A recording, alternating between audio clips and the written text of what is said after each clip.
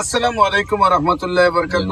সম্মানিত দেশবাসী, আমি cancer specialist doctor SM. Sarwar. বিশেষ করে আপনাদেরকে বলছি, আপনারা জানেন যে ক্যান্সার হলে মরণমৃত্যু হবে, ক্যান্সার হলে আর কোনো রক্ষা নেই। আপনাদেরকে বলবো যে এমন একটি বাচ্চা, তার চিকিৎসা তো সম্ভব নেই, এবং যারা ডাক্তারগুলা দেখেছেন প্রত্যেকে বলছেন সে সুস্থ হবে না, কোনোভাবে সুস্থ হবে না। যেদিন বাচ্চাটা জন্মগ্রহণ করেছে সেই দিনই তার ব্লাড নাই শরীরে, আর দেখা গেছে যে তার থ্যালাসেমিয়া হয়ে গেছে।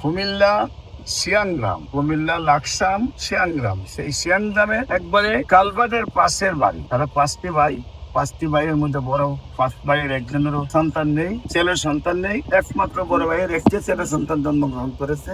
সেই সন্তানটি যেদিন জন্মগ্রহণ করেছে সেই দিনে দেখা যায় তার শরীরে ব্লাড নেই। এলাকার ডাক্তাররা দেখে বললেন যে আপনারা দ্রুত ঢাকায় চলে যান, জন্মতে ব্লাড নেই, এটা খুব একটা সিরিয়াস অবস্থা, আমরা এখানে সম্ভব। তারা সর্বোচ্চ চিকিৎসা পাওয়ার জন্য বাংলাদেশের সর্বোচ্চ প্রতিষ্ঠান স্কয়ারের আশ্রয় নেই, এবং সেখানে তারা যাওয়ার পরে জানতে পারলো তাদের থ্যালাসেমিয়া কিন্তু এক প্রকারের ক্যান্সার। মানুষ মনে করে ব্লাড ক্যান্সার, থ্যালাসেমিয়া মনে মধ্যে থ্যালাসেমিয়া কিন্তু ক্যান্সার।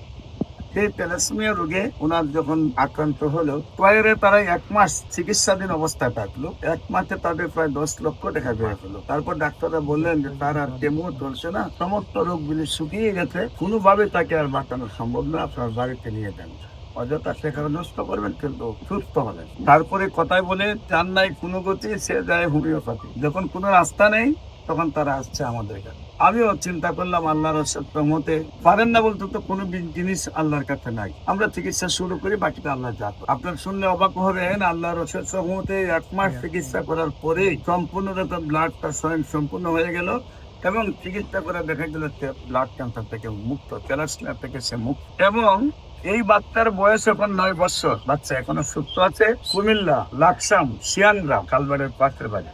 আপনারা যদি সময় পান বাচ্চাটাকে দেখে আসার জন্য অনুরোধ জানাচ্ছি। পাশাপাশি দোয়া করবেন এই বাচ্চা যেন যতদিন বেঁচে থাকে সে যেন ক্যান্সার মুক্ত থাকে, এবং যে কোনো ক্যান্সার, কিডনি, থ্যালাসেমিয়া এই রোগের জন্য যোগাযোগ করার জন্য আপনাদেরকে কিনে দেওয়া নম্বরে যোগাযোগ করার জন্য আহ্বান জানাচ্ছি।